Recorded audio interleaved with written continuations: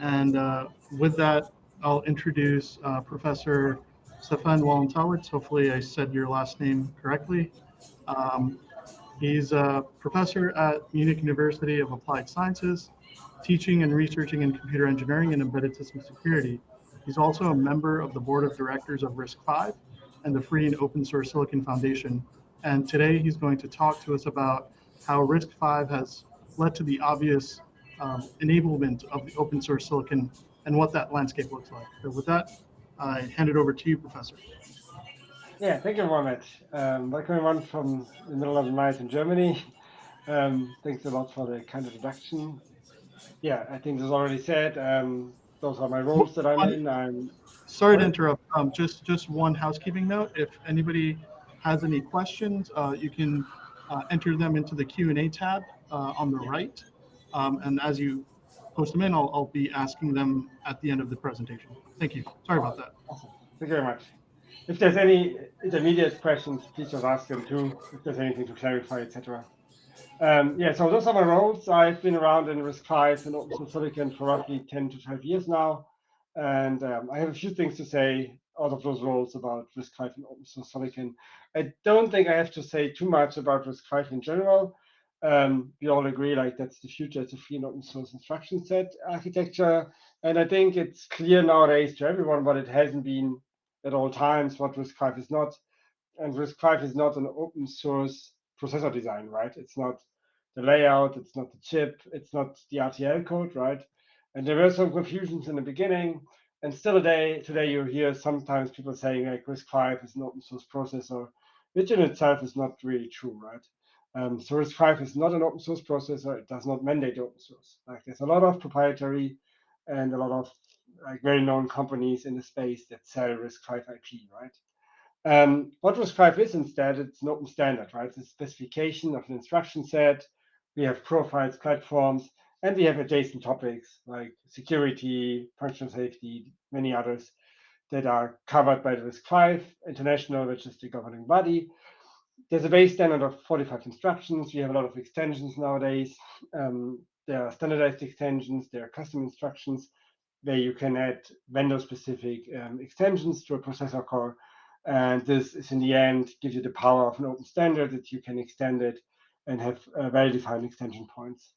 Beside this, and this is where the whole idea about open source sometimes comes from, is that RISC-V is free, meaning that anyone can use it. You can distribute it, modify the standard. You still have to respect the trademark, obviously. You can't call it RISC-V if you modify it too extensively. And anyone can implement and sell RISC-V processor cores, meaning you can sell it proprietary, or you can even create open source IP and sell a product out of the open source IP. Again, there you have to respect the trademark, meaning you have to be a member of RISC-V to use the RISC-V logo, for example, or call your processor core a RISC-V compliant processor core. Plus, you have to pass some compliance tests. And most important, in my opinion, is that RISC-V is a collaborative platform. It's a shared effort of development of tools, operating system, and software. There's a lot of working groups, a lot of discussions on mailing lists, etc., around the design of RISC-V as an open standard and evolving the open standard for the greater benefit of everybody. There's a lot of events and activities. You are at one of them, so I don't have to convince you that it's good to attend one, right? There have been some success stories over the last couple of months. I just highlighted some of them. No, this was already like in the beginning, right from the start. You saw like NVIDIA switching from their Falcon microcontroller to RISC-V ISA. Companies like Seagate, Western Digital, getting into the RISC-V space and essentially replacing the deeply embedded processor cores with RISC-V-enabled processor IP. Since this year, you saw companies like Anders, Imagination, and others even supplying functional safety-enabled processor cores in the RISC-V space. One of the success stories that was highlighted a lot is that like NASA works together with Sci-Fi on using the RISC-V CPU cores of Sci-Fi in spaceflight. I think all of this you've heard before. I don't want to speak about all the details, but Intel, for example, also looks into growing the RISC-V market and in the end to enable their own new foundry business that they're building in Germany, for example, at the moment. there's another thing like expressive moves exclusively to RISC-V. So I think everyone agrees, especially people here, that it's nothing to talk about, that RISC-V is successful. It's more or less the question of how successful. So why use RISC-V from industry perspective? Obviously, it's an innovative chip design. It gives you flexible and extensible instruction set. If you don't want to extend, you still have the advantage over other instruction sets that you have multiple vendors of processor IP that you can choose from. So you have the option of choosing different IP suppliers, which gives you a good degree of diversification, right? Beyond that, if you run your own simple ISA and you replace it with RISC-V, you get the benefit of shared effort around tools, operating systems, and software around it. I'm from academia, so for me it's obvious. It's better to write a paper and say we're using RISC-V because RISC-V is a well-known real-world ISA with a lot of traction. We can do microarchitecture research, and in the end, for us, it's always interesting to work on open standards. So it's an open standard, I said, but there's also a lot more about open. So you saw like probably last year this Xiangshan processor core out of China, which is a 64-bit processor core in the class around the ARM Cortex A76, which is probably like 2 to 3 years old flagship ARM processor core. There were announcements to companies like Thales from France investing in open source hardware, and generally, like there has been a lot of noise around RISC-V about the open source hardware momentum stacking up. So I want to speak briefly, and this is like the main part of the talk, what open source silicon is, where we are at the moment, and where I see a great benefit and the fit between RISC-V and open source silicon. So if you look back, like computers have been open source. Like if you look at the Apple II, for example, here in this picture, you got the schematics, you can buy off-the-shelf components and build the computer out of a kit on your own. So like the general idea has been there in the beginning, and just with the complexity of processors during the 70s, 80s, 90s, and 2000s, it got pretty out of reach to build the entire design of a computer in an open source way. Coming back to the question what open source actually means, like it's part of a wider term. So that's also what you see in the Free and Open Source Silicon Foundation. It's usually used in combination with the term free. So we have free and open source. And this free comes from the Free Software Foundation. So you probably all are aware about free software licenses like GPL. So they define freedoms around which are very centric on the use of a program, the ability to change, redistribute it, and the obligation to also provide the freedoms to everyone else using your software in the end. That started around 1985. There are 4 essential freedoms of free software, and you can see it like the most popular ones are GNU GCC, obviously, and Linux. Then we have the term open source. That's important to clarify how this relates to free software, because that already gives us more like the segue into free and open source silicon and where we are. So essential there was the Cathedral and the Bazaar. Many of you probably know by Eric Raymond. So central thesis there was that given enough eyeballs, all bugs are shallow. It had a strong influence on Netscape's decision to open the communicator in 1998, if I remember correctly. And it was a major breakthrough in I think from nowadays, if you look at from nowadays at this time, because it was a more pragmatic approach to business. It was less about the moral part of the licensing and more about the commercial viability of open source and sharing efforts and collaborating, right? So many of you that probably work in the open source space know that there's some tension between those two camps. But generally said, like this is also in the context when you speak about free and open source silicon, important to understand this difference and to understand that an open source license is not an open source license, for example, right? It's often mixed, right? So when I'm in discussions, there's a lot of things like, oh, you can't build open source silicon because the licenses are viral, for example. Like licenses are in general not viral, But beside this fact, GPL is just one of many licenses, for example, and the whole copyleft or reciprocal licenses are probably not the first ones that will be successful in the space.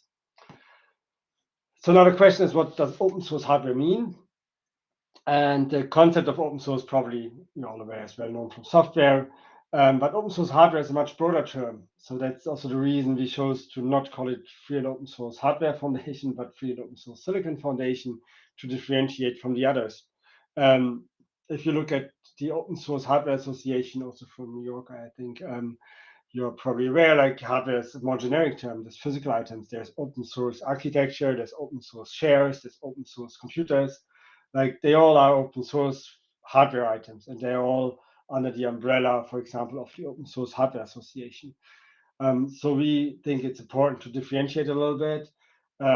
By each of those physical items has some very special properties about what you need to build them, how the economics around them work, etc. Silicon is something a little more special from our point of view. So what we mean here are the silicon chips. It's the black box in the middle of the board, right? That's the part where we believe that open source can play an important role.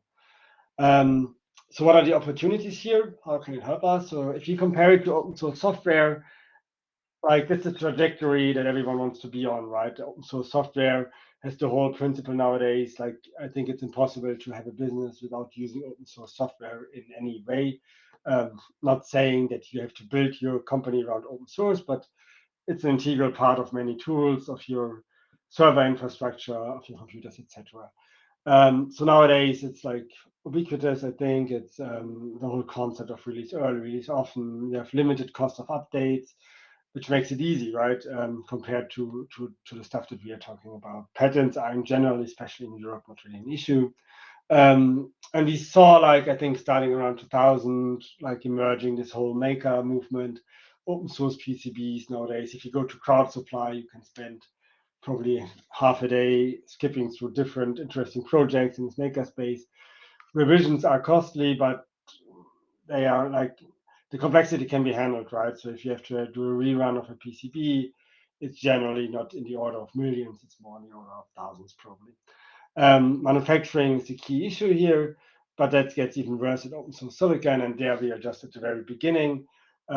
Most notably, like the projects around the Leon processor and open RISC in 1997, 1998 were the first ones that were released as open source processors. There was some other IP emerging around the time, but since then it hasn't really gotten a lot of traction. It more or less picked up a little bit more around 2015 when RISC-V became dominant. Problem is open source silicon is obviously revisions are very costly. You're not able to hotfix it. Yeah, you have to write a lot of errata usually. Already with proprietary products, it's more problematic if you talk about open source silicon. Manufacturing tools are very complex. They are costly. We see some improvements there. There's a lot of stuff going on. I will speak about it later. Just a brief history. So the modern incarnation came as processor design. So we had Spark in Leon in 1997 and OpenSpark by Sun and then Oracle in 2006. There was OpenRISC and OpenCores. OpenRISC is the MIPSish processor that was designed in the master's thesis 1999, and OpenCores is the website that evolved around it for RTL IP. And you saw, like, probably throughout 2010, not a lot of traction. There were some projects here and there. I remember, I think the Samsung TVs between 2011, 2012, they all had OpenRISC IPs in there. They just used it for some control path handling, for example. So there were some success stories, but it was still, I think, in early stages. And we see that the open source development paradigms that were successful in software more or less like evolved around 2010, and they accelerated a lot how we handle open source silicon nowadays. Yeah, and obviously a significant increase of interest with RISC-V. So why should you do open source silicon? There's some enablers. You see the accessibility of process nodes. You see some older nodes getting cheaper. You see open source process design processes evolving, like from Skywater or from Global Foundries now in 130 nanometers, 180 nanometers, which is probably not the kind of device that you're usually thinking about. But you can see like it gets easier and cheaper to produce chips. So it gets better accessible, especially on the stabilized process nodes.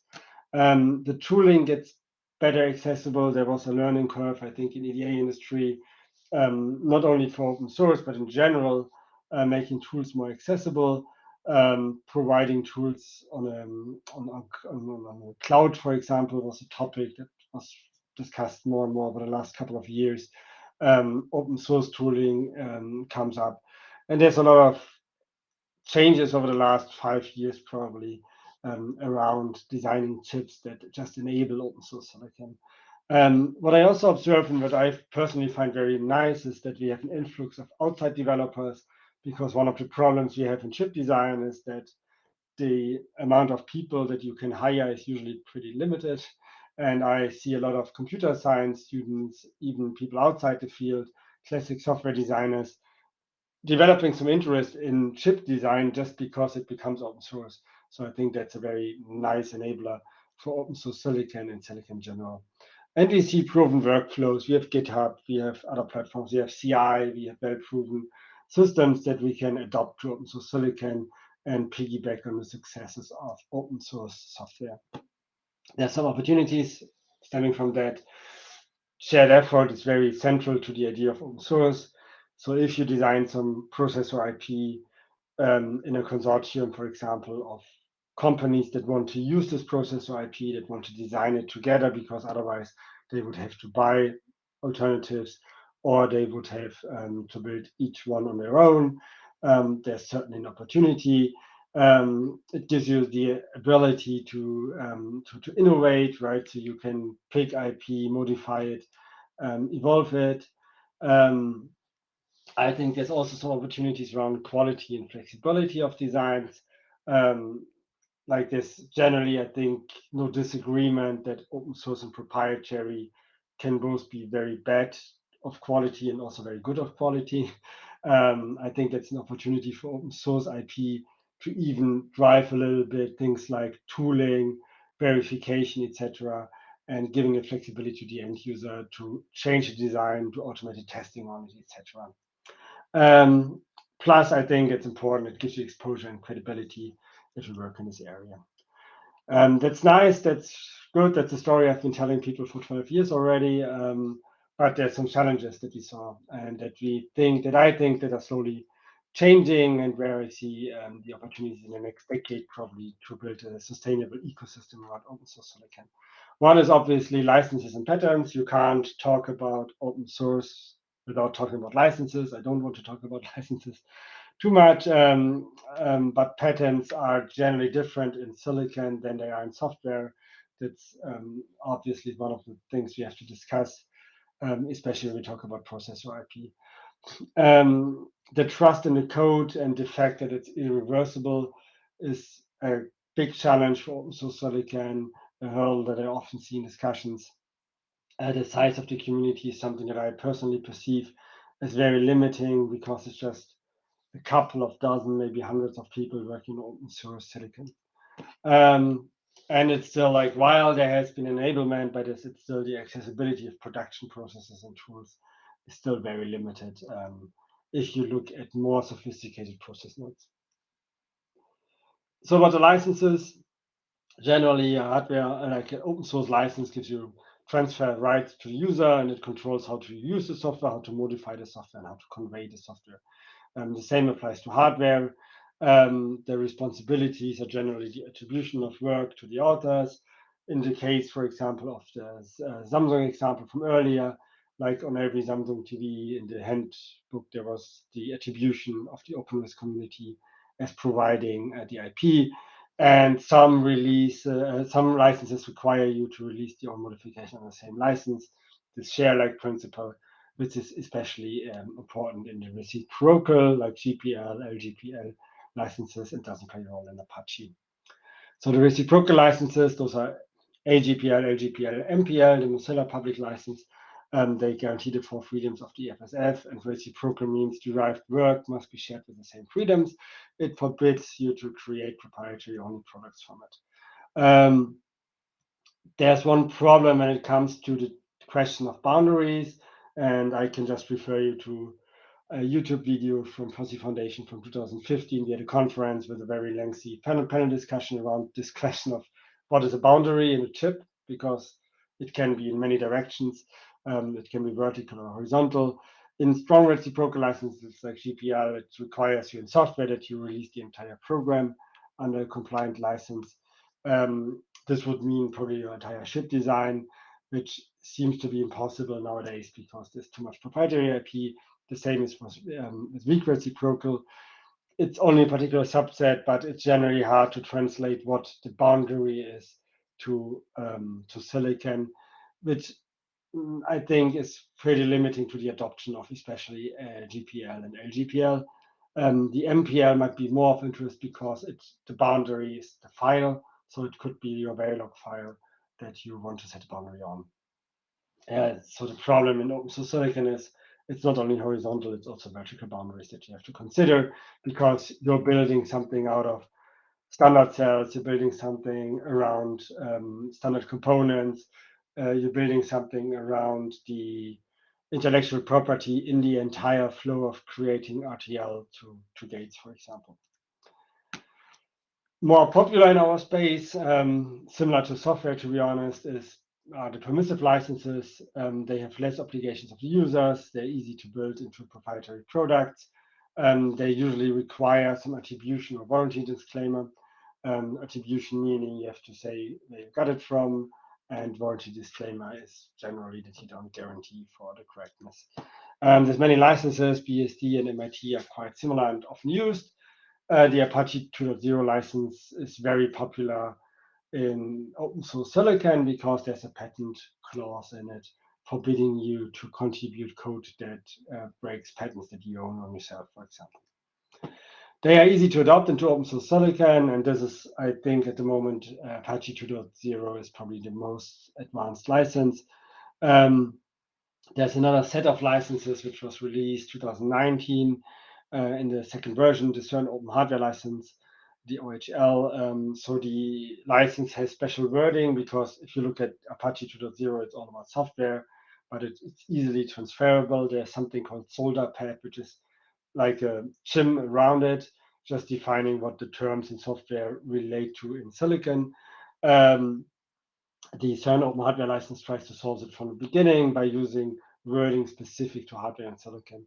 There has been a lot of interaction with the community and other stakeholders around the community, which is very important. And there's different favors. There's a permissive license, CERN OHLP, then OHLW, which is a weakly reciprocal, and OHLS, which is a strongly reciprocal license.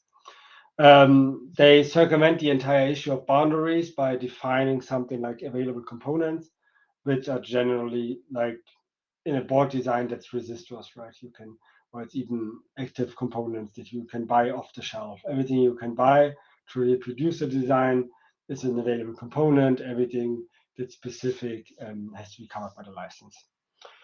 So we can see there's some challenges that I mentioned before, like the accessibility, the community, and the trust, and I strongly believe they are a little bit intertwined. And you can see, like, if one of them improves, the other one improves too, right? So if the community is growing, trust is growing. If the accessibility is growing, the community is growing, etc. And part of this is, for example, we see like transparent modern workflows, like on GitHub. There's a lot of open source silicon projects now, like RTL, and then there's automated tests. There's continuous integration tools doing automated testing of this RTL IP on every commit, running simulations, doing automated formal tests even, right, to verify that a commit didn't break the tests that you have for the design, even like things like coverage reports, etc. there. So generally, you could say, like, I know there's some bits and pieces that are not say identical, but generally you see that it's not much different from software. You can distribute designs, you can distribute files to recreate the product, and it's in particular this register transfer level, which is very low code, etc., that are of interest here. And it's important also from my point of view that we can use the strong ecosystem that is built to leverage it, like Git, GitHub, source code handling in general, all those workflows, continuous integration, to just start from there with open source silicon and not reinvent the wheel, obviously. The trust topic is covered, for example, by an activity by the Open Source Hardware Association, where we work together with them on a scheme for self-certification, which includes 4 components, usually hardware, software, documentation, and branding. And we are working on the part where the hardware can also be your silicon design. You get a unique ID and some logo, and it's self-certification, meaning there's no formal test if you pass the certification. But if someone finds an issue that you're not providing proper documentation, for example, this can and has been revoked, for example. At the moment, as I said, like the OSHWA focuses on physical hardware things, and Forestry Foundation and OSHWA are working together on a silicon-specific certification, which can be a puzzle piece in the whole idea of creating trust around open source silicon. So current projects that you see, they aim at design and RTL, so it closes the gap part by part. It's easy to share and adopt, and that's a picture from this Open Titan project, which is an open source silicon root of trust. And you can see, like in the old traditional root of trust, your PCB design was open, maybe your protocols and APIs are open, but everything in between was usually proprietary. And projects like Open Titan try to close the gap, right? So they try to get down to digital IP, to the verification IP, include the chip packaging, and just keep the physical design kit, the chip fabrication, and the foundry IP out of the scope for the moment. This part in itself is obviously challenging, but we have seen some improvements there over the last years, and that's one of the things that's in German, you can't understand it. But it was something in 2020 I didn't really expect. Like there was a pandemic, obviously, that I didn't expect, but I also didn't expect to discuss open source silicon on a popular German website called My Deals, where you can get cheap deals like McFlurry, etc. from McDonald's. You can get vouchers, etc.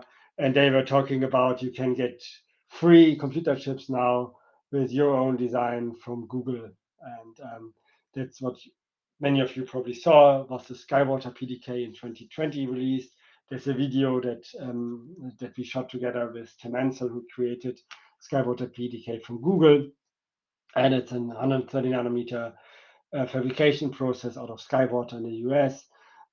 It's an open source PDK, meaning you can download it, you can create an entire design out of it. There's until today, I think it's the 6th or the 7th round of multi-project wafer runs sponsored by Google, so you can get for free your 130 nanometer chip in this entire project, and they are trying really hard to close this gap between RTL and the packaging. There's regular shuttles for open source. There's the Chip Ignite program by another US company called eFabless, where you can, for $10,000, you can get also proprietary chips, because everything you run to a shuttle at Google needs to be open source in itself. There's this excellent YouTube video. I find it very good. It's 1.5 hours. You should definitely watch it if you haven't so far. Let me just close it up now. I think we are at the stage where open source silicon has some traction, and I think it's a perfect fit to work together with RISC-V there. I believe that they complement each other. It's like both of them can exist without each other. Open source silicon existed before RISC-V. It could exist after RISC-V if there's such a time. But putting them together gives you a great flexibility in designing chips of the future. And I think that's certainly something people should look into it. So RISC-V is not a standard of traction. Open source silicon is a slowly but steady growing ecosystem. And I think over the next 5 years, we will see a lot of advances there. Open source process IP is the key to success of open source silicon, obviously. This is like the key part of a system on chip, but there's more, right? So there's a lot of projects, like in Europe, we have a special funding program now for open source silicon IP being created out of industry and academia. Similar things were with this POSH, if you remember, the DARPA program from 4 years ago. And we definitely need more organizations that see and collaborate the open source silicon efforts. I just want to highlight this of, for example, the Open Hardware Group, which focuses on processor cores. They want to make this processor cores available in industry grade. And that's a very strong value proposition, I believe. And there's many popular companies working on it. And we hope that they, in the end, will adopt this. Then we have another alliance, the Chips Alliance. Imperas is also a member. I'm also a member there. They have more topics, not only silicon IP, not only processor IP, but processors, interconnect tools, stuff like UVM verification IP is part of it. And there's many companies involved there too. And then there's more specific, the Open Titan project, for example. And that's like where you see, like, I think the big value in open source silicon is when many companies come together and create something new, something open, something they can collaborate on. And they essentially often don't rely on in terms of their business logic, right? So that's why you see like companies like Seagate, Western Digital, Google being interested in this kind of project. So there's a single project, there's a lot of IP in there. It's a transparent, high quality hardware root of trust, tape out pending, but it's supposed to be something like a trusted platform module in the end. And finally, yeah, that's my organization that I am. This is the Free and Open Source Silicon Foundation. It evolved from the open course community. It's a community-controlled nonprofit. We are based in the UK formally, but have a worldwide footprint. We do a lot of advocacy. We do events like there will be Ledge Up in Santa Barbara next year and OrConf in Munich, which are two flagship events. And we do some community building in smaller parts, like the stuff like I showed before, the videos on YouTube, etc.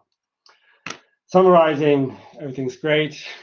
RISC-V, free and open source instruction set, open source silicon, we see something that's steadily growing.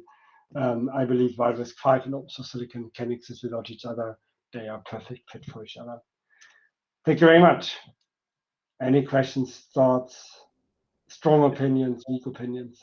I'm open to everything.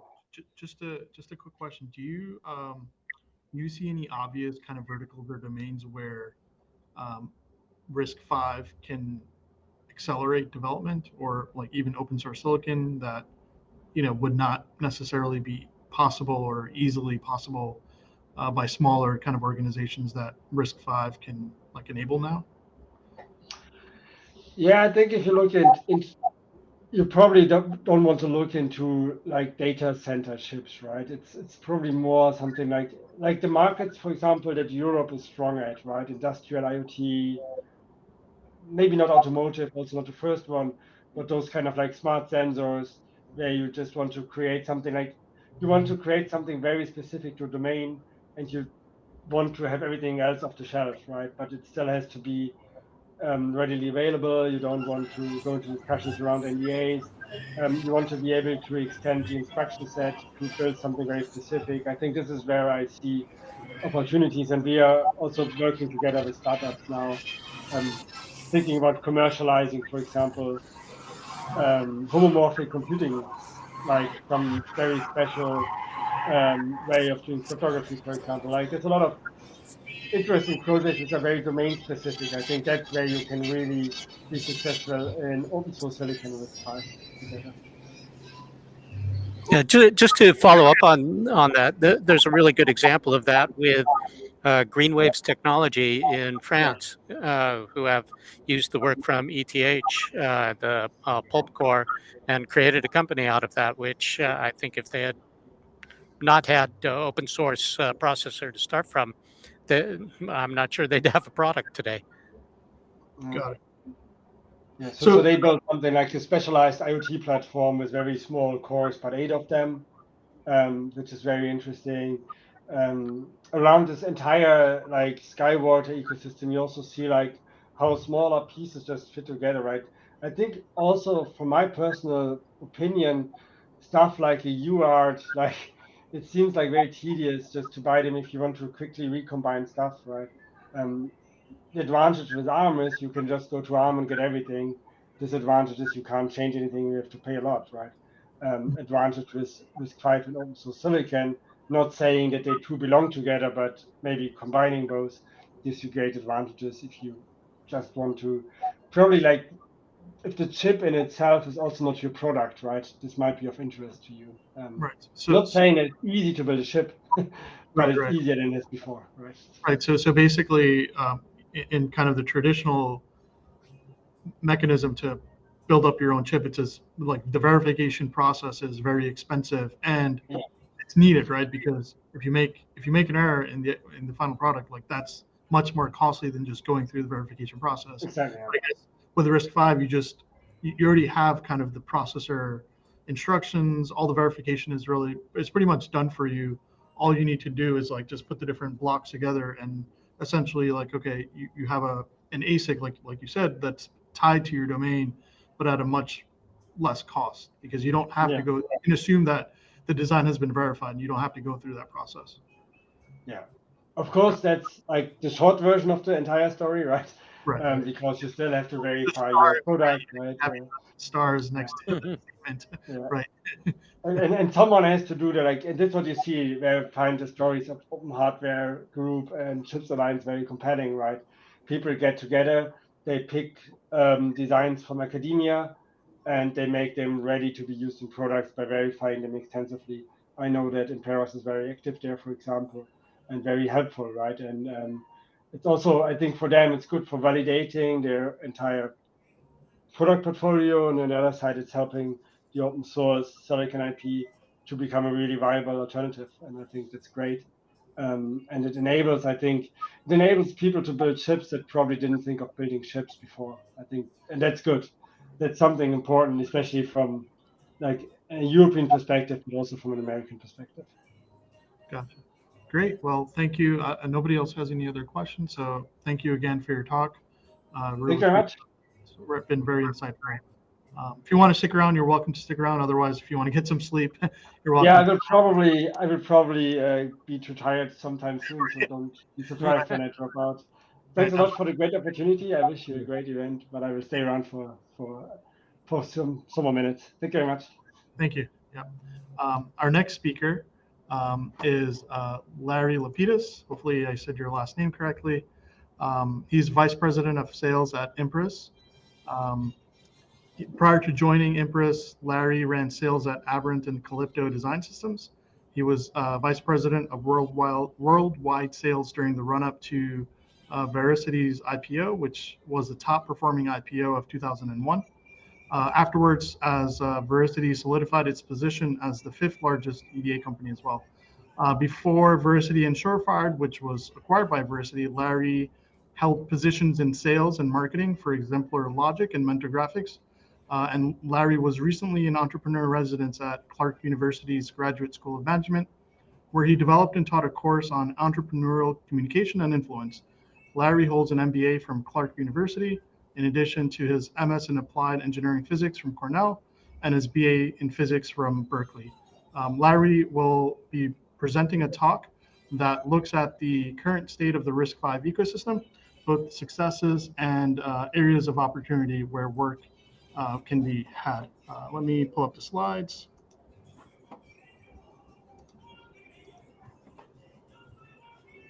Yeah, thanks, Mohammed. Yeah, whatever the conferencing software and my Mac don't seem to get along very well.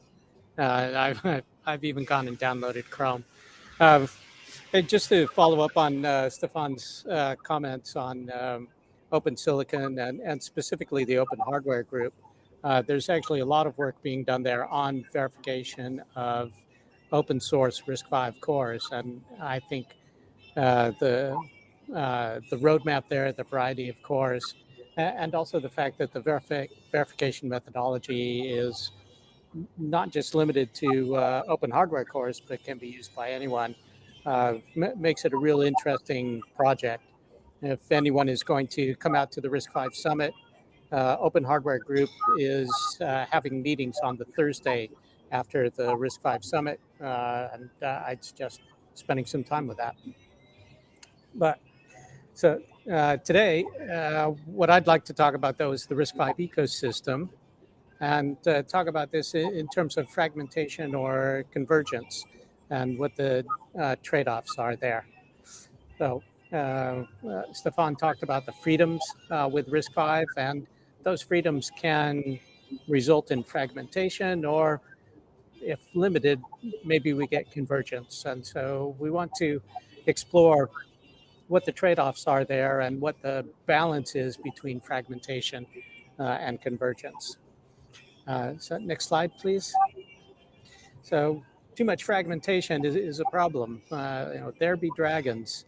So with too much fragmentation, this can be a problem because you get too far away from the established instruction set with RISC-V, and you're on your own. You are then unable to leverage the work that's being done in the RISC-V community.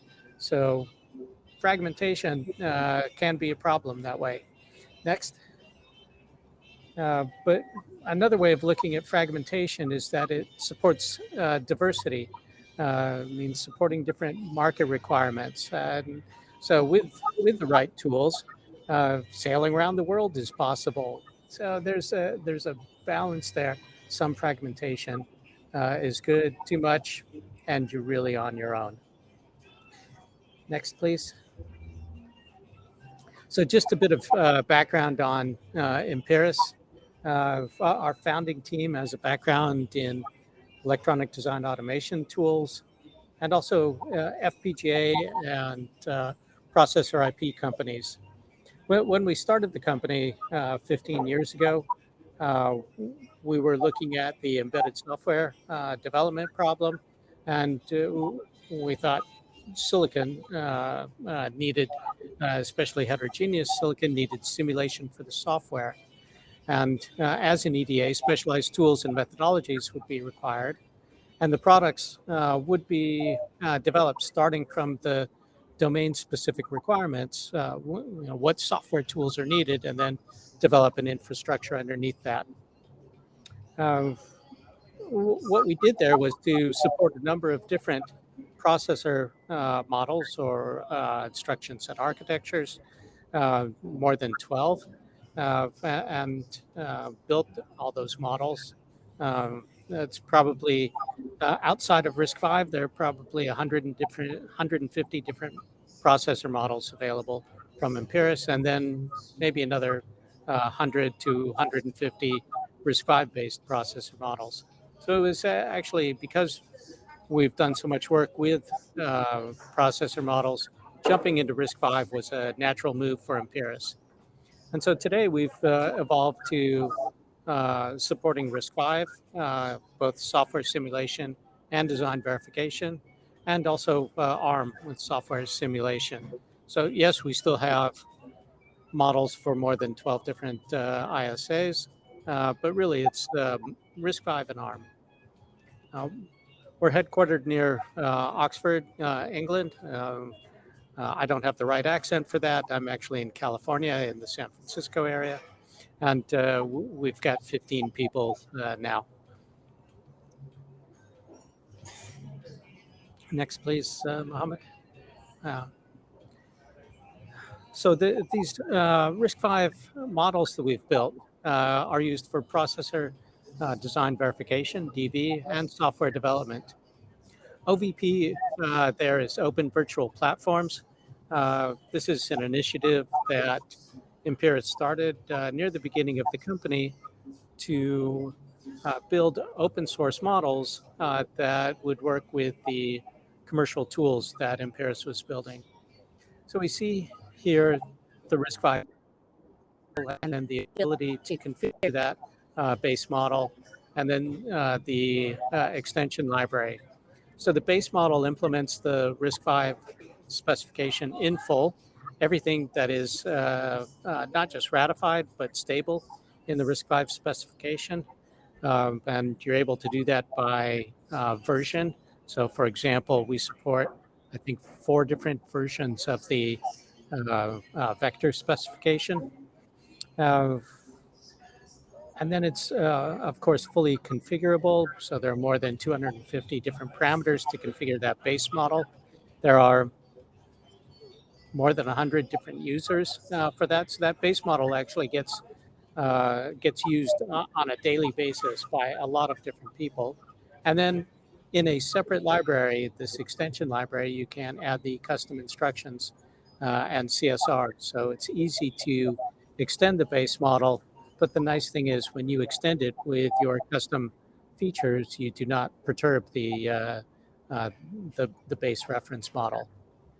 And then on the left there, you can see the block diagram for DV, and it uses not just the RISC-V reference model, but there's also verification IP there. There are some verification standards, the RVVI, and most of this is being developed in the context of open hardware and the different member companies, open hardware, but there are also companies outside of open hardware group that we are collaborating with on the verification flow. And then on the right is the software development flow with models, with a simulator engine for software simulation, and then tools, debugger and verification, analysis, and profiling tools for software development. Thanks, Mohammed. So I mentioned that there are a lot of people using Imperis tools.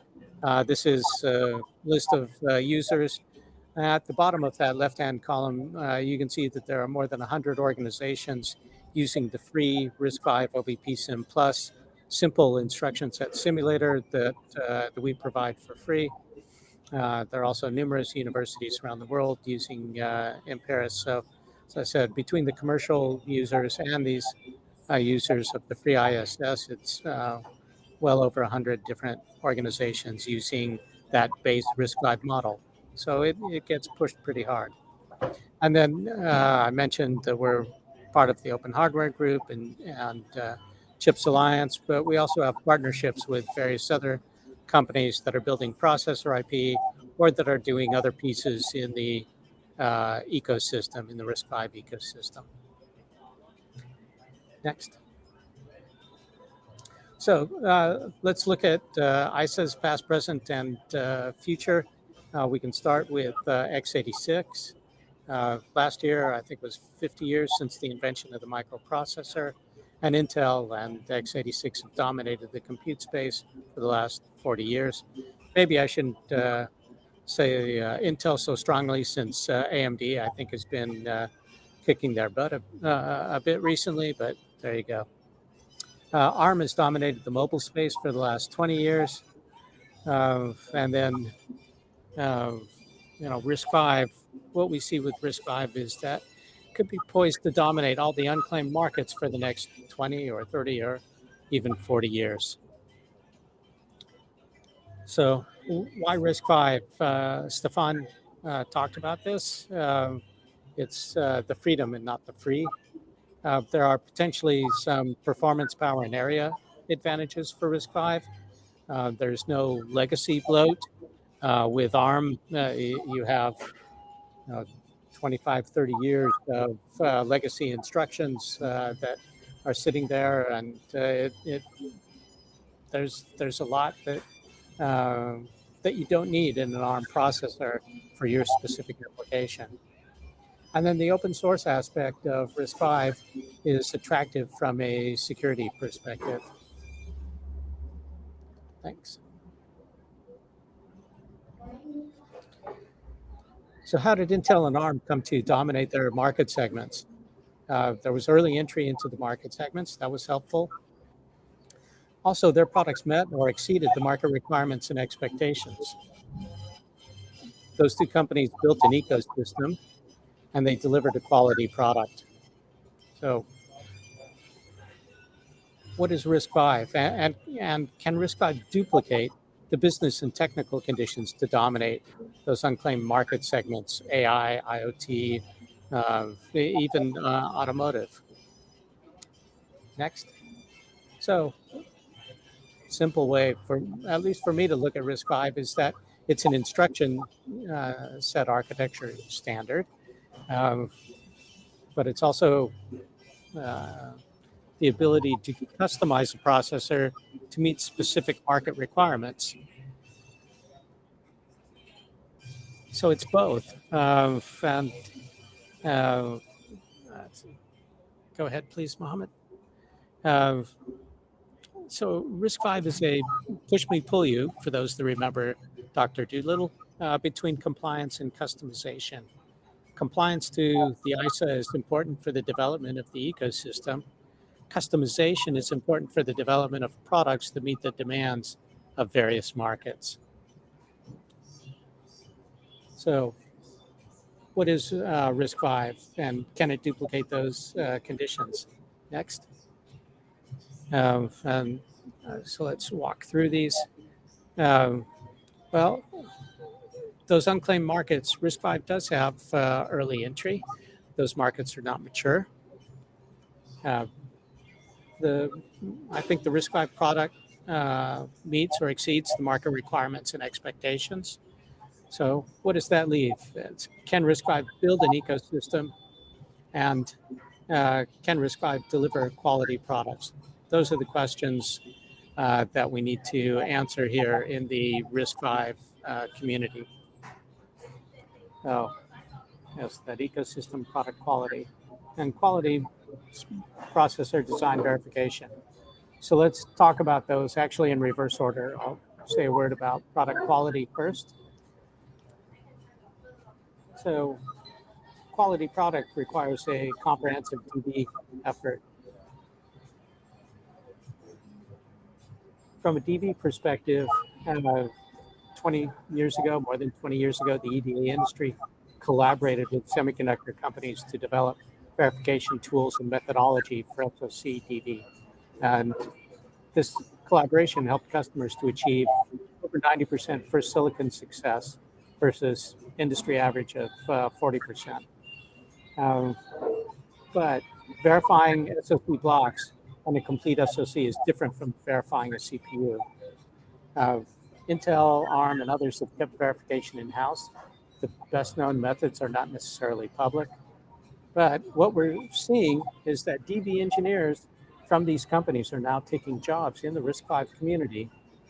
Sci5 and Codasip are actually good examples of adding whole processor DB teams from Intel or AMD or ARM to these RISC-V companies. Also, we're seeing processor IP companies that were previously supporting their own ISOs, for example, Andes and MIPS, are now part of the RISC-V community. And so we're seeing those companies bring their expertise to verification. So again, processor DB is not SoC DB. There are some commonalities. Let's go through it next. But a reference model is needed for checking the correct behavior. It's a key difference. And the advanced processor features, multiple hearts, interrupts, privilege modes, debug mode, multi-issue and out-of-order pipelines, etc., make the DB requirements actually much more demanding processor DB than for SoC DB. So those are some of the things that we needed for quality product. We need DB. And as I mentioned, a lot of that work is happening led by Empiris under the Open Hardware Group. Now let's talk about the RISC-V ecosystem. So I've divided up the ecosystem into hardware and software. They're a little bit different in terms of how we think of them. Hardware can be the processor IP. It can be non-processor IP, for example, the network on chip or different peripherals. It can be the EDA tools. It can be the DB methodology and verification IP. And then on the software side, there's a whole range: operating systems, drivers, firmware, libraries, compilers and tool chains, debuggers, analysis tools, software simulation. There's a lot of different things on the software side. So let's tackle these one by one, hardware first. There are some tools in the hardware ecosystem that are agnostic. They don't care about the ISA. So there are non-processor IP, the NOC, the peripherals. They don't care whether they're connecting to an ARM or a RISC-V. The EDA tools for synthesis, simulation, place and route really don't care what the processor is. So these ISA-agnostic ecosystem companies, these things do not care about the fragmentation or convergence question. For the processor IP, we have the processor IP vendors, and then there are also self-developed processor implementations. And the processor IP developer wants to comply with the RISC-V spec, but also wants their special sauce. They also want their little tweaks, their proprietary instructions that differentiate their product. And Sci-Fi has those, Andes has those. All the processor IP companies have something a little bit different that lets them differentiate. If you're building your own, you care about DV methodology and the verification IP. And here the reference model needs to reflect both the spec, the RISC-V spec, and the customization. And so because you need to modify the reference model to reflect the customization, the more customization you do, the more issues that you're going to have with the reference model. Also, if you're going too far afield, you might have to do other things with verification IP or with the overall methodology or with test generation, for example. Next slide. On the software side, we have all these different things. And here, all the software ecosystem products and technologies care about the ISA and customizations. All of these care about those customizations. And so they do care about this fragmentation versus convergence question. And just to be clear, while we talk about the ARM ecosystem as a monolith, in actuality, it isn't. There's a lot of variety. There's customization, although more at the board level with ARM. But still, the ARM ecosystem is not a monolith either. Customizations in the ARM environment are typically handled by parameterizations, if you want, such as board support packages, and also device trees, if you think about Linux and how it's built. Next. So what is the risk for the RISC-V ecosystem? These ecosystem companies invest in their products and then gain leverage over a larger common market. That's how these companies make money. Too much customization or fragmentation, and the ecosystem companies have to provide services to each customer to support that customization. So they lose that leverage.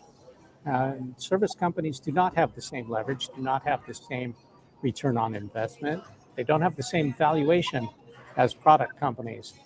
So these ecosystem companies want to really want more convergence. A little bit of customization, yeah, but nothing severe. Thanks, Mohammed. So where's the RISC-V ecosystem going? Yeah, fragmentation with minimal investment on the part of the ecosystem companies, or convergence, where we see continued investment. So I don't have a crystal ball.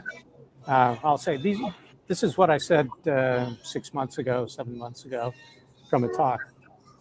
There are too many advantages to RISC-V for the forces of fragmentation to win. There are going to be limits to fragmentation, just pragmatic limits. We'll see convergence. We see new extensions being added to the RISC-V ISA as these become popular, not just with one company, but with multiple implementations. Also, we're going to see additional investment, especially as larger companies start adopting RISC-V-based devices. A key is that the software ecosystem and adoption by systems and product companies, these companies create pull within the semiconductor companies. And then the RISC-V companies need to deliver quality RISC-V processor IP. So this is what I thought in April of this year. Next. what I see now at the end of the year is that all those things are happening. RISC-V is crossing the chasm. Um, for those of you that are familiar with the book by Jeffrey Moore, Crossing the Chasm is a way of looking at the maturation, the development of a technology. First, we see the technology enthusiasts starting with the new technology, then the visionaries, and then the pragmatists and the conservatives in the mainstream market, and then at the very end, skeptics. And there's this chasm, this gap that gets crossed between the visionaries and the pragmatics. And what happens there is that you see an inflection point in adoption. It isn't nearly as smooth as it looks there. So we are seeing more convergence. We are seeing the additional investment. We are seeing the systems companies. We are seeing quality IP. If we look at what's happened this year, we've seen a number of announcements from Intel about RISC-V. We've seen Qualcomm start being more active, Renesas more active, AMD's doing things with RISC-V. These are top 10 semiconductor companies. Samsung added to that, that are not just doing test projects with RISC-V, they're actually doing real silicon with RISC-V. And so we are seeing this crossing of the chasm. We are seeing these mainstream companies that are jumping on the RISC-V bandwagon in a very active way. So how can we accelerate RISC-V success? So the risk in RISC-V can be reduced to small risk by not only paying attention to the RISC-V implementation, but also by collaborating and investing in the RISC-V ecosystem. You know, we've seen with ARM, with Intel x86, that the ecosystem is key to the success. And so if you're doing a RISC-V project, take some time to think about the ecosystem and how things are going to be implemented, what tools you're going to use, what software, the whole bit of it. It's not just about the RISC-V processor itself. On the Empiris side, you can find us at empiris.com. And last slide, just thanks for letting me speak for a few minutes. And you can find me at larryl@empiris.com. You can also find me at the RISC-V Summit in 3.5 weeks or so in Silicon Valley. Thanks. Great, thank you, Larry. Just a few questions that we have. Can you talk a little bit more about the chasm? Like, does this happen to technologies? Does it happen to companies? Anything else usually in your experience? So in my time in high tech, I've seen it happen. I've observed it a couple of times. I've been part of it once. So as an example, synthesis tools. So 30 years ago, people were designing ASICs and SoCs using schematic capture. And then high-level synthesis, not high-level, RTL synthesis started coming in, and that was actually Synopsys design compiler. And very quickly, over the course of a few years, schematic capture was left by the wayside, and everybody was using RTL synthesis for their design because it gave not just a 10x, but a 100x increase in productivity. And that was really critical.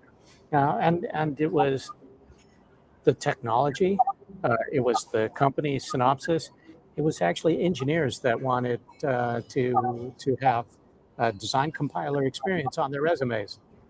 And so I was an observer for that one. I was part of the verification methodology with Veracity and the SpecMan tool, and seeing that happen and helping it happen firsthand around 2000, 2001.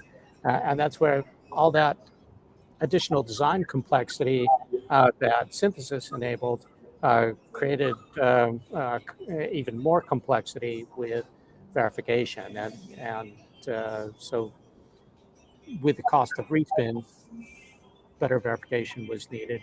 And we saw verification tools just take off. You had to do that in order to reduce your risk. So it can happen to individual companies, Synopsys and Veracity, to technologies, synthesis, and verification tools. Here, I think we can treat RISC-V as a technology, and to some degree, the whole community is going to participate in this crossing of the chasm. Great, thank you. Similar to what I asked Stefan, do you see any kind of verticals or specific areas or even processor, like RISC-V processor types, where you think that the benefits of RISC-V just make it, just give it an opportunity to just grow and mature substantially? I think there are a couple of areas where we're seeing RISC-V really excel. One is in deep embedded application processors. So these are processors that probably are not going to run Linux or even an RTOS, but they've got potentially protected memory, and they might be multi-issue or out of order, so they're going to be high performance. But these are deep embedded where no one can get to them. There's a software stack running on them, and you can tailor the configuration of your RISC-V processor so that you don't have some of the legacy of an ARM processor, and so you can get significant performance, power, and area advantages there.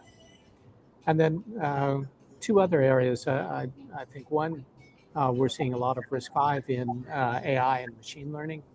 I think the vector implementation is really interesting there. And then the second actually cuts across verticals, and that's security. I think the open nature of RISC-V is very interesting there, plus the ability to do customization. We've seen the crypto extensions for RISC-V. That's great. But we've also seen people do other things using RISC-V as a monitor to confirm that another processor is executing legal instructions. We've seen some experimental work on inserting false instructions into the instruction stream to throw off side channel attacks. So there's a lot of opportunity for better security, I think, with RISC-V. Right. Yeah. No, it's interesting because I'm working on a project right now where one of my clients is building like a custom RISC-V processor, and they have their own like custom controller in there, and it's pretty exciting, like how deep down you can get now without like massive investment. It's pretty exciting. Yeah. One last question. Does Empiris have more products or business specifically tailored for RISC-V processor verification or software development? Yeah. So interesting question. I think right now we have more business on the software simulation side, and I expect that to continue, because on the software simulation side we support Andes, MIPS, i5, Codasip, Open Hardware, NSI Texi from Japan. It's a newer processor IP vendor. There are a few others that we'll be announcing soon. And we support companies that are building their own RISC-V. And so all those people need to do software simulation, especially on the higher end of their cores.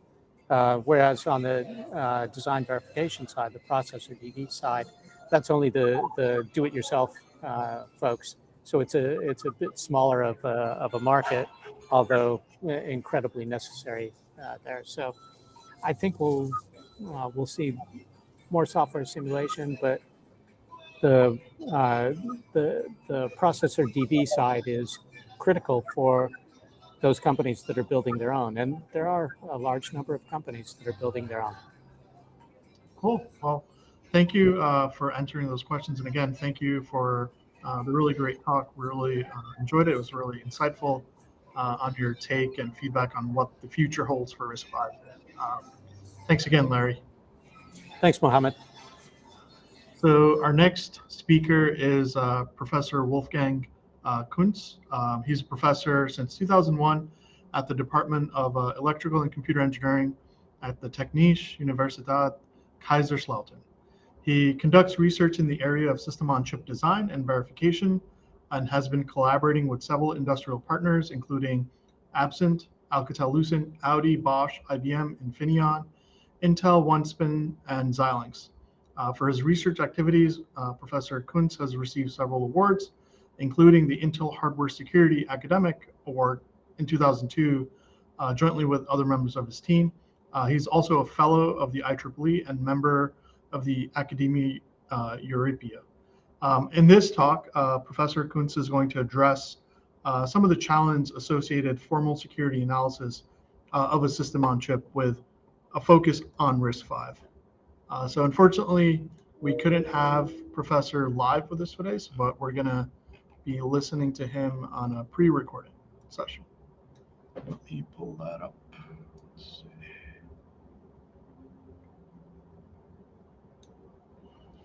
There we go.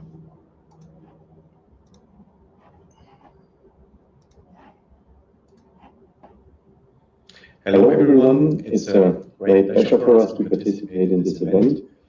Although of course it would have been much more fun to join you physically or at least synchronously, but unfortunately due to the time difference we had to record this presentation. I hope you still enjoy it. My name is Wolfgang Kunz from University of Kaiserslautern, jointly with Mo Fadehe, Johannes Müller and Lukas Deutschmann from the same institution.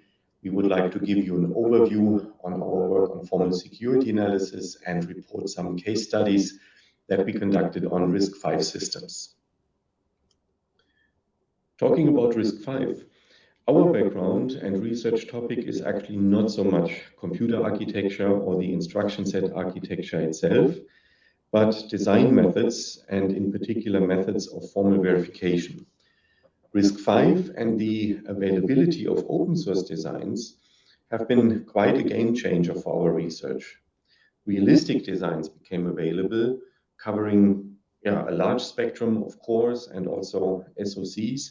That actually helped us quite a bit, not only in developing new methods, but also in demonstrating our results in a way that is credible to our industrial partners. We actually collaborate with several industrial partners which are quite interested in RISC-V and which have product development in this domain, such as Siemens EDA or Infineon. Siemens EDA builds tools for RISC-V. Infineon actually also builds cores based on RISC-V. And what we hear from all of them is that RISC-V and leveraging open source items has very much increased the call for powerful verification methods, especially also for security. And in this talk, we would like to show some of our results in that topic. For us, the interest in security started in 2018. You probably remember when big headlines about new attacks called Spectre and Meltdown, the worst ever CPU bugs found, went all around the world. The chip makers like Intel and others, they reacted quite promptly. They announced fixes and patches, mostly at the software level.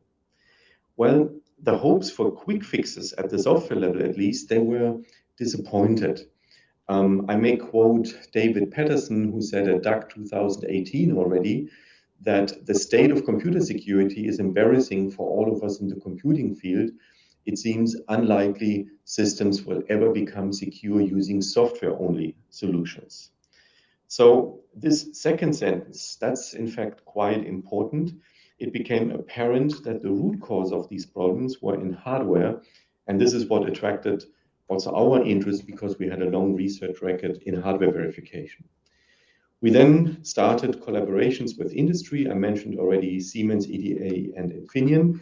We also collaborate with Intel. Let me also quote somebody from Intel, Martin Dixon. He's the Vice President Security. He essentially says that he does not expect quick solutions to the problem. It's still a new field of research, and it will remain a persistent focus area for researchers and the computer industry. Yeah, so let me elaborate in the following what we are working on in our group. In order to position our work in the global picture, let me emphasize that our work is looking at both micro-architectural side channels. In particular, we have been looking at transient execution side channels like Spectra and Meltdown, but we're also looking at other kinds of side channels, and we are also looking at functional design bugs which are security critical. They actually can be just as tricky. Now, the method we are proposing is called unique program execution checking, in short, UPEC. UPEC is meant to cover different classes of security violations in a unified way.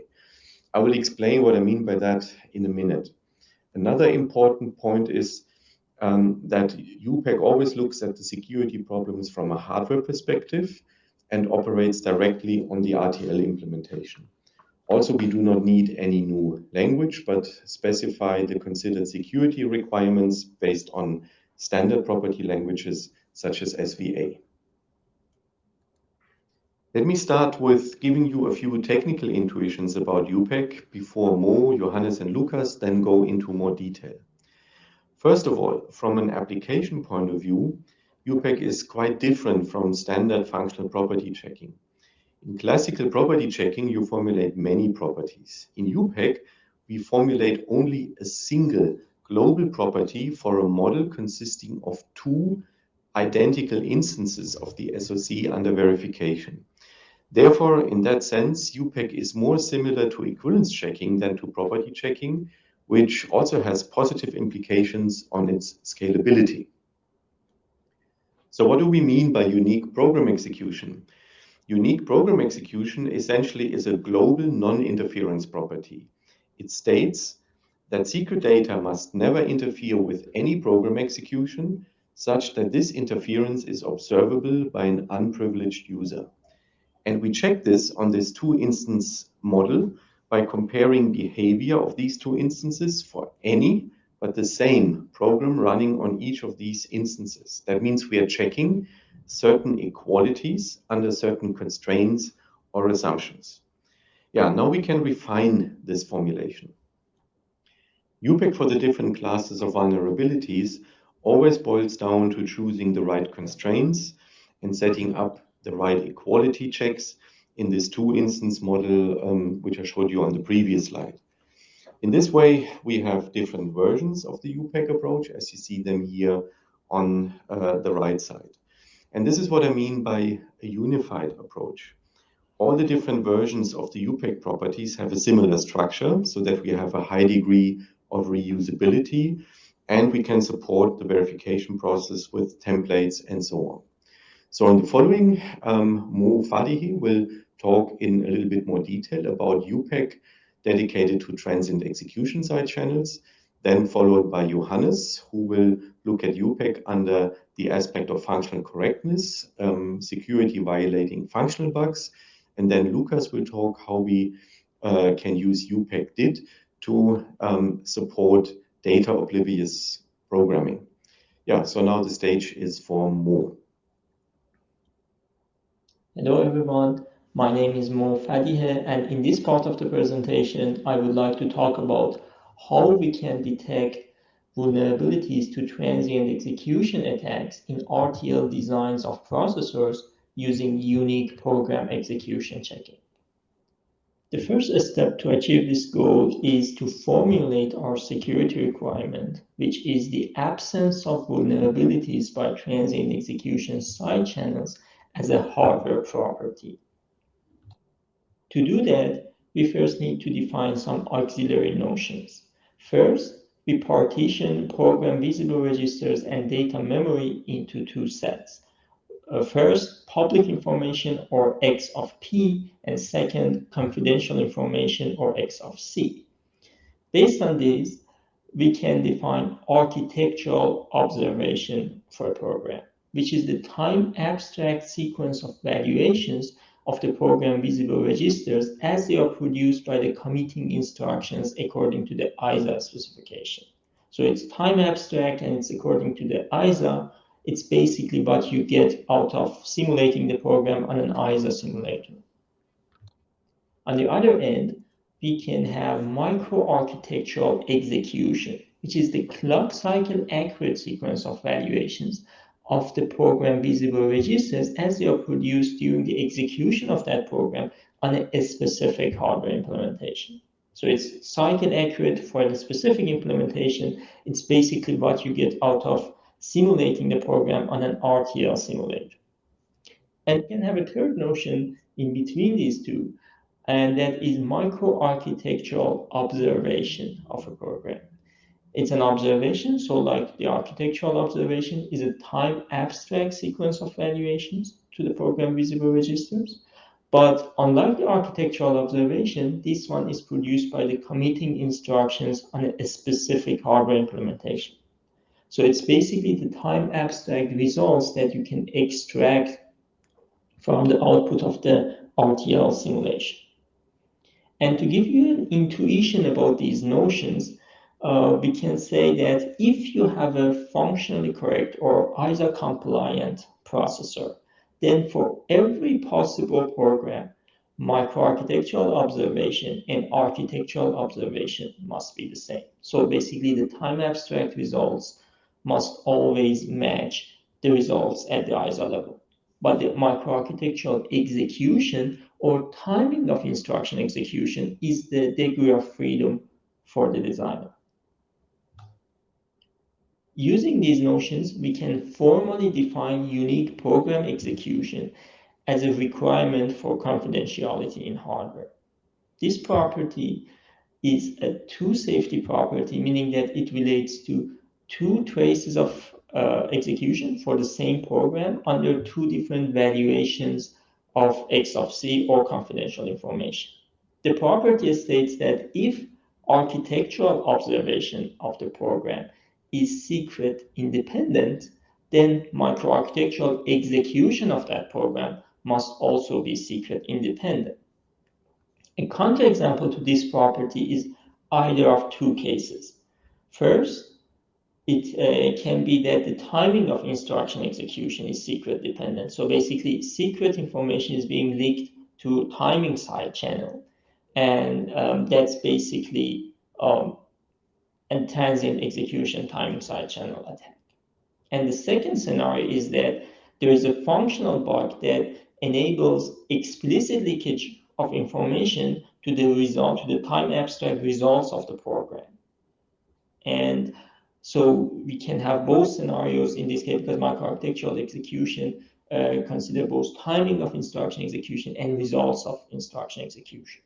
If you want to have a property that solely covers functional bugs that are violating confidentiality, we have to look at this property that requires that microarchitectural observation of the program must be secret independent. Basically, a counterexample to this property shows a program execution that the time abstract results at the ISA level does not match the results at the hardware level, so it's clearly a bug. And these wrong results also depend on the secret, which is a confidentiality violation. And if you want to have a property that solely covers transient execution attacks, we need to augment the previous property by adding additional assumptions. Basically, the new property states that for every program, if architectural observation is secret independent, which is the same as the previous property, and architectural observation and microarchitectural observation, they match with each other, meaning that we have a functionally correct execution trace, then microarchitectural execution of the program must be secret independent. So any counterexample to this property is clearly showing that the information is being leaked through timing sidechannel, because the time abstract results of the program is secret independent. And this is a transient execution attack. The additional assumption that we added to this property is they are called microequivalence. It is an invariant for the system, and it actually is an important component of our proof methodology in order to handle complexity for big designs. So far, we had properties, trace properties that deal with execution traces of infinite lengths, but we want to have a property that works on a bounded circuit model in order to have a feasible verification methodology. We cannot go through the details of our proof methodology in this presentation, but just to give you a general intuition about what we do on a bounded circuit model, let's look at this figure here. Basically, we have a model consisting of two identical instances of the CPU under verification, which we call it a miter. And this miter is unrolled for a limited number of clocks, for a finite number of clock cycles, let's say k clock cycles. And this unrolled model starts from an arbitrary point in time point t. And this arbitrary state, so it's an any state proof, is starts from an arbitrary state. And this arbitrary state is constrained to be equal between CPU1 and CPU2. And the content of the memory is also the same, except for the secret data. So, and also both of these instances execute the same program. So basically the solver explores all possible starting states and all possible programs in order to find a program for which the end state of CPU1 after k clock cycle is different from the end state of CPU2. And any such a discrepancy between these two instances is the result of secret propagation or secret leakage, because that's the only difference between the two models at time point t. And that's basically the principle behind our proof methodology, and that's how we capture confidentiality violations in hardware. So let's briefly look into one of the case studies that we have done using UPEC. We have looked at the Boom processor, which is a deep out-of-order 64-bit RISC-V core with more than 650,000 state bits. It's one of the most complex RISC-V designs that currently exist in the ecosystem. The design was using UPEC was proven to be secure with respect to the meltdown attack, and it was shown to be vulnerable to the original Spectre attack. And we also have found two previously unknown variants of a Spectre, which we call them Spectre STC.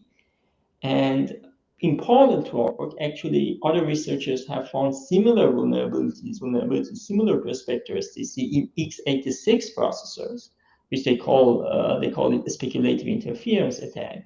And it shows that we can find actually relevant attack scenarios and new attack scenarios in RTL designs.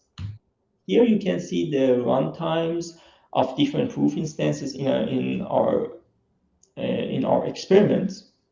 And you can see here that the runtimes are quite low considering the sheer size of Boom processor. And it is due to different optimizations and proof decompositions and divide and conquer techniques that we have employed in order to tackle complexity of this design. And one important aspect of this experiment that I want to highlight here is that is when we transitioned from version 2 to version 3 of Boom. Basically, we tried to verify also version 3 of the Boom design.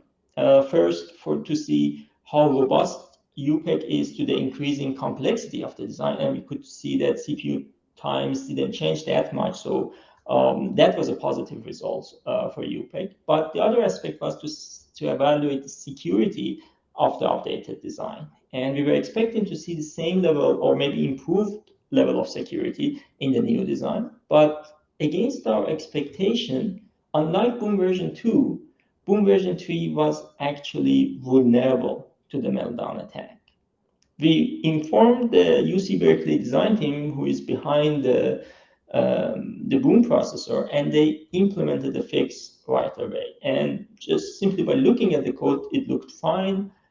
And we were expecting to see that this design is secure, but of course we re-verified the design using UPEC. And what we saw was that, again, to our surprise, the design was vulnerable to meltdown. Actually, there was a corner case scenario that the proposed fix wasn't covered. At the end, the fix is postponed to version 4 of Boom. But I think there are two important messages here that we have to highlight. First, even for known vulnerabilities, it is possible to make mistakes and introduce weaknesses and vulnerabilities into the design. Even local design updates, in this case, in the case of Boom version 3, it was just removing a flag from the load store queue, can render the design vulnerable and have drastic security implications. The second is that even if the designer know about a vulnerability, it is not easy to patch the design. So there is a need for formal verification techniques to assist designers in the process of designing a secure processor. Hi, I'm Johannes Müller. I'm a PhD student in the group of Wolfgang Kunz, and I present the next part of this talk. This part deals with the challenges and solutions for extending UPEC to detect functional design bugs in complex SoCs. In a typical SoC, many different hardware and software components interact with each other. This affects the security in such systems. Software or firmware solutions to security problems are only as strong as the hardware they are running on. So we must establish trust in the hardware. But fixing the hardware alone is not sufficient, because the interaction between hardware and firmware can also introduce security vulnerabilities. This motivated us to develop a scalable verification methodology which can provide security guarantees for complex SoCs and which can also take the firmware into account. With this method, we exhaustively detect all design bugs that can compromise the confidentiality in an SoC. Other security targets like integrity are also possible, but not further considered here. As a foundation for this verification method, we use UPEC. This makes sense since UPEC does not only cover transient execution side channels, but also security violations caused by functional bugs in the design. But for applying UPEC directly on SoCs, some key challenges remain. And the first challenge is that architecture registers are not the only potential attacker-visible components. An attacker could also listen, for example, to the primary output pins of the system. In addition, the assumption that the secret is located in a specific memory location is valid for transient execution attacks. But when considering all functional bugs in an SoC, things are not quite as simple, because an SoC usually has many different buffers which can potentially hold secret data. And finally, with the confidential data distributed in the system, security mechanisms themselves and the interaction with the firmware are more complex than in cores. But the first item is more of a technical challenge. The other two lead to further observations. And those observations are: bugs in the memory protection could affect the access to some memory locations, but not to others. And bugs may be only triggered by certain configurations of the protection mechanisms, which are usually created by the firmware writing to the special system registers, but they are not triggered in other configurations. That means the property needs to consider all potential secret locations and address ranges in the system, while at the same time dynamically considering all possible protection configurations that are protecting the secret data. And as a solution to this problem, we came up with a concept we called symbolic protection configuration. Symbolic protection configuration is a general model for expressing all potential addresses of secret locations together with the matching configurations of the protection mechanisms. And we do this by introducing symbolic variables and constraining them accordingly in our proofs. That means the underlying solver in the property checker is free to choose any pair of secret address and configuration such that the configuration is actually protecting the chosen address. For our experiments on RISC-V SoCs, we implemented this function to fit the used protection mechanism. For RISC-V, there is a protection mechanism already included in the ISA, and it's called physical memory protection, or short PMP. PMP allows to define up to 16 rules for defining address regions and offers a number of different configuration schemes for defining those regions and for defining the corresponding access permissions. It allows for overlapping rules and resolves conflicts by assigning priorities. We developed a verification IP in system Verilog assertions, which implements symbolic protection configuration, considering all those features, and published it open source on GitHub. And since the IP fits all RISC-V designs that implement PMP, it can also be reused by other RISC-V verification projects. With symbolic protection configuration, we can extend our computational model. This figure on the slide shows the adjusted computation model, which has this additional symbolic variable for the protected address here. The IP for modeling symbolic protection configuration is not included in the figure here, but it's instantiated in our property as a constraint. So running our extended proof for an RTL model of an SoC detects all hardware bugs violating confidentiality. And since we are considering any firmware running on the system, the property also detects all confidentiality violations resulting from hardware-firmware interaction. The counterexample to the property points to fixes both in hardware and also in firmware. That means some bugs can be fixed by patching the RTL models, and others might simply be fixed by avoiding certain problematic firmware behaviors. For the latter case, we can formulate constraints as C assertions to be included in a separate firmware verification step. I want to emphasize here that with this approach, we don't need any core verification models, which usually do not scale well to large hardware and software designs. Instead, we do compositional verification of hardware and firmware here. So by applying the method, we can guarantee that any remaining confidentiality issue are pure software issues and can be resolved at the software level without taking the hardware into account. Using this strategy, we created a verification flow, which can be seen on this figure here. We start with the developed UPEG proof for SoCs on an RTL model. If the proof holds, the design is secure and the verification is complete. If it fails, the counterexample must be inspected. In case of a hardware bug, the bug can directly be fixed in the RTL design, and the UPEG property can be checked again to see if there are any further security issues. In case the counterexample shows vulnerabilities due to a hardware-firmware interaction, a firmware constraint can be created, and the UPEG proof is refined to exclude this problematic firmware behavior from future runs. We conducted our experiments mainly on Palpissimo, which features a 4-stage pipeline core and many peripheral IPs. We found 5 major confidentiality vulnerabilities, which are listed in this table on the slide here. 2 of those vulnerabilities were hardware bugs in the PMP unit, which we fixed with RTL patches. 2 further vulnerabilities allowed a user-level program to completely circumvent the memory protection, which we solved with firmware constraints. And in one case, the address space was duplicated, which was not documented, so we issued a documentation update. As an alternative, we also provided an RTL patch for this issue. Our proof runtimes varied from 1 minute for the buggy designs to 59 minutes for the secure design on a typical workstation PC. As a property checker, we used OneSpin 360DV. We also conducted experiments on Rocketship. UPEG could prove that Rocketship is secure with respect to confidentiality violations. However, we found one behavior with security implications. UPEG showed us a counterexample where the protected data could be brought into the cache by accessing adjacent unprotected memory locations, which are located in the same cache line as the protected data. This could be a precursor to cache timing attacks. That means the protected regions must always align with cache line boundaries. As a summary, UPEG can be tweaked to specifically target functional bugs in SoCs. And in addition, with symbolic protection configuration, we can detect forbidden hardware-firmware behavior.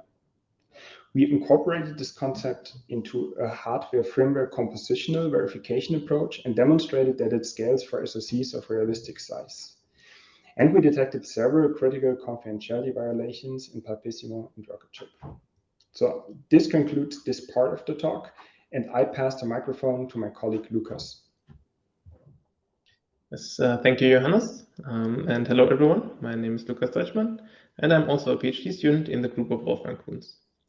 And in my part of the talk, I would like to present how UPEG can be utilized to detect data-dependent timing in a given microarchitecture in order to establish a hardware root of trust for data-oblivious computing.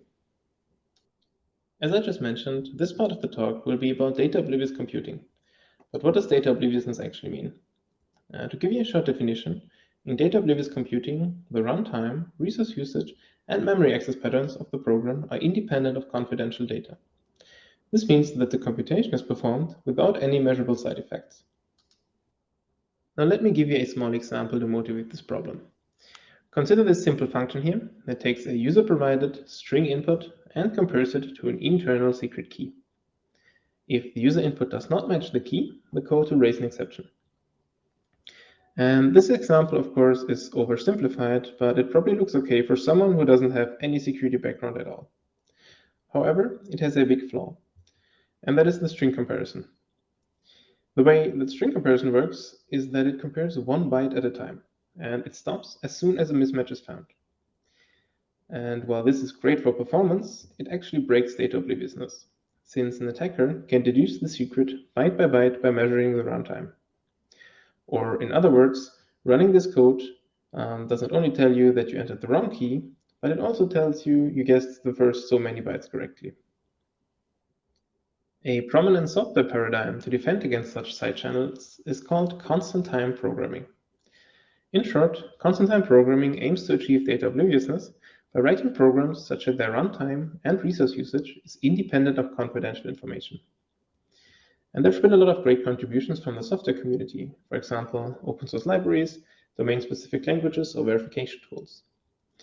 Yet, as the title of this slide suggests, data-oblivious computing is a challenge across the entire system stack. And also constant-time programming makes certain assumptions on the hardware. Hence, we ask the question here, can software alone really fix the problem? And the answer is no, unfortunately. Software fixes alone are insufficient. A recent survey titled Opening Pandora's Box by Vicate et al. In fact highlighted 7 classes of microarchitectural optimizations that all undermine the constant time paradigm. And this is not just a theoretical threat. The same authors showed that one of these optimizations, that is data memory dependent prefetchers, is already part of recent Apple devices, and it can cause a security breach there, which also caused some noise in the general media. So with all these novel and exotic optimizations implemented, the question is, how can we restore the trust in hardware? And to this end, we present a new methodology called UPEG for Data Independent Timing, or UPEG DIT for short. It is a formal approach for detecting data-dependent timing in RTL designs. The verification engineer can use it to qualify a microarchitectural ISA implementation. And for a given CPU, that could be a legacy or a new design, UPEG DIT determines the subset of the ISA, which is data oblivious, and which can then be used as a trust basis for all the other levels of the system stack. And UPEG DIT leverages state-of-the-art commercial property checking and is scalable to realistic design sizes.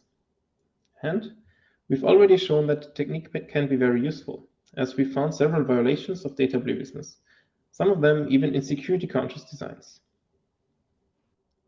So how does UPEG DIT work? As previous UPEG work, it is based on a sub-based technique called interval property checking and uses a two-safety computational model. However, UPEG DIT requires a major extension over our previous work. If you recall from the earlier parts of this talk, in our previous UPEG work, we only considered the confidentiality of data at rest. Data at rest means that there is some piece of confidential information which is sitting in a well-protected memory location and is not being processed. It can only be leaked through transient execution side channels. And this threat model is already covered by our previous UPEG. However, UPEG DIT considers the threat model related to data in transit. And data in transit means that confidential information is actually being processed. And as opposed to conventional UPEG, UPEG DIT needs to tolerate the processing of confidential data inside the data path. However, in this threat model, the attacker can observe the timing of the execution, and that is dictated by the hardware's control behavior. And therefore, the challenge for UPDIT is to detect such secret-dependent timing alterations. And to achieve this, we need a representation of the hardware's control behavior, which is generally a difficult task, but we found a way to represent it implicitly in terms of a set of control signals that we determine semi-automatically. But before we look at entire processors, let us first investigate the simpler case of a functional unit, for example, a cryptographic core. Due to their simplicity, we can treat these functional units as black boxes. This means that a timing attack can be modeled in terms of the control signals of the unit's external I/O interface. For example, signals for handshaking with a bus. And as an example, assume we have an encryption module that takes a confidential plaintext, a secret key, and computes and returns a ciphertext. The module also comes with some handshaking signals: start, valid, and ready. The first step is to separate control and data I/O, which can be deduced from the specification. In this example here, we would consider the plaintext, the secret key, and the ciphertext as data, while the handshaking is marked as control. The next step is to generate our true safety computational model, in which the control inputs are constrained to be equal for both instances, while the data inputs remain unconstrained. And the last step is to generate our property.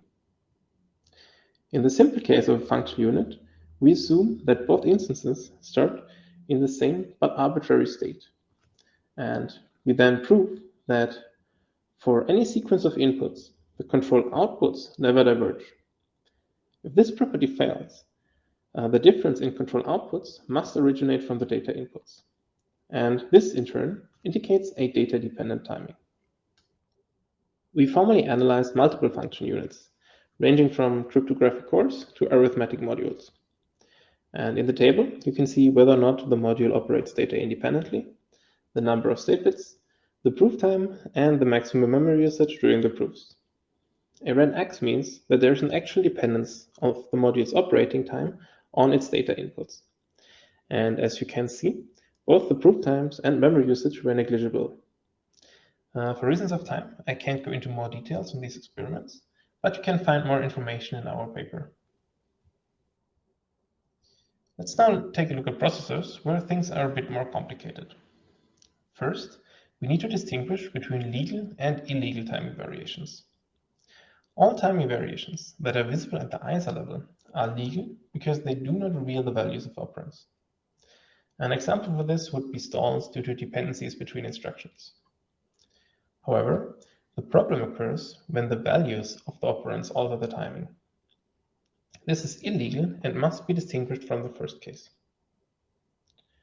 The next challenge we have is that a global analysis of I/O behavior is just not tractable for processors of realistic size. This means that we need a white box approach that also considers internal control signals. And lastly, we must consider instructions under any possible pipeline context. So how do we solve this? In UPDIT, we model the security critical timing behavior by a set of internal control signals. Now you might ask, well, how do we find these internal control signals? And to this end, we propose an iterative procedure that starts with all state holding signals and then refines the property by analyzing the counterexamples. And furthermore, since in the two safety computation model, both instances are fed the same instructions, all legal timing variations, for example, due to read after write hazards, are excluded by construction.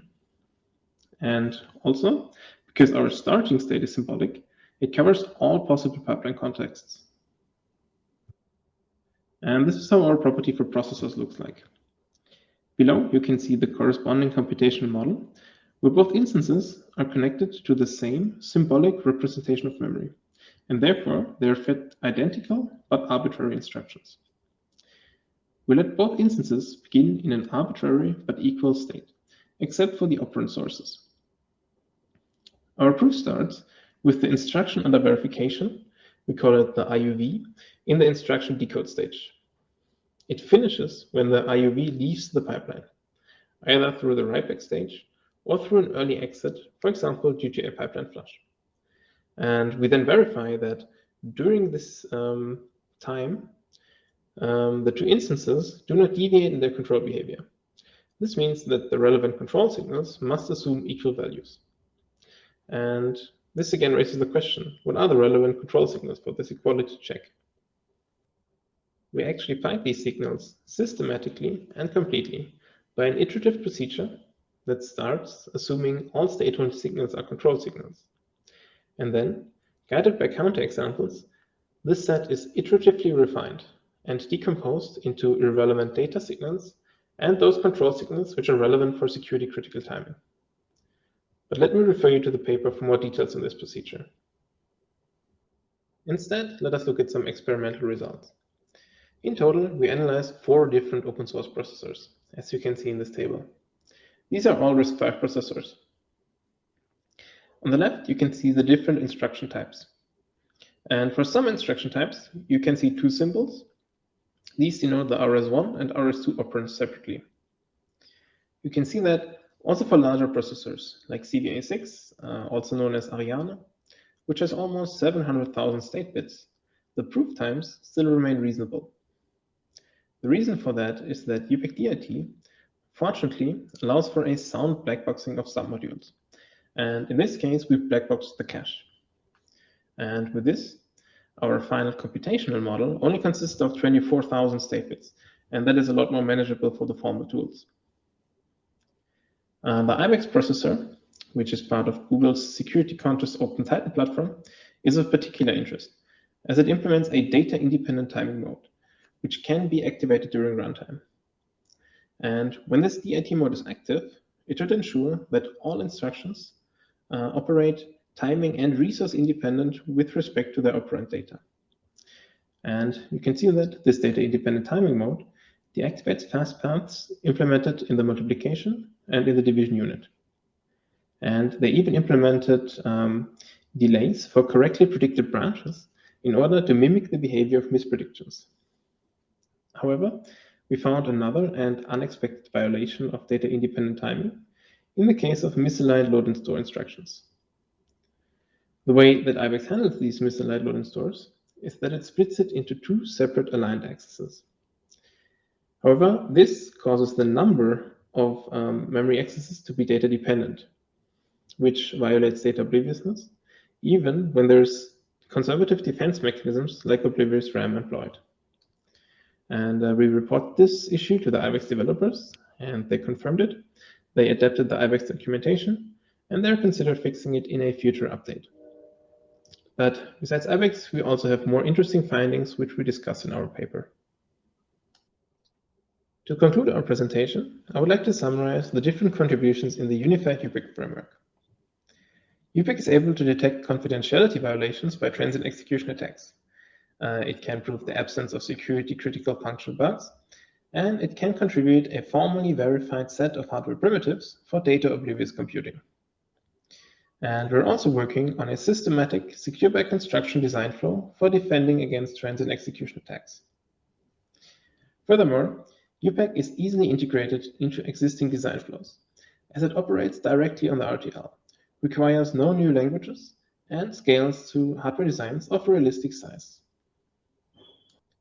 If you would like to learn more details about UPEC, feel free to contact us or dive deeper by referring to our publications listed here. And by that, I would like to thank you so much for your attention. I would also like to thank our many collaborators that have worked with us on these topics and provided their valuable inputs. If you have any questions regarding our methodologies, please feel free to contact us. Thank you. All right, thank you, Professor Kunz and his team. We thank everybody for participating in today's event at the New York City RISC-V community. We look forward to having additional events in the future. Stay tuned. Follow us on LinkedIn, on Twitter. We'll be potentially having another event, hopefully in person within 3 months or so. So we thank everybody. Good night. Enjoy the rest of your day. Bye-bye.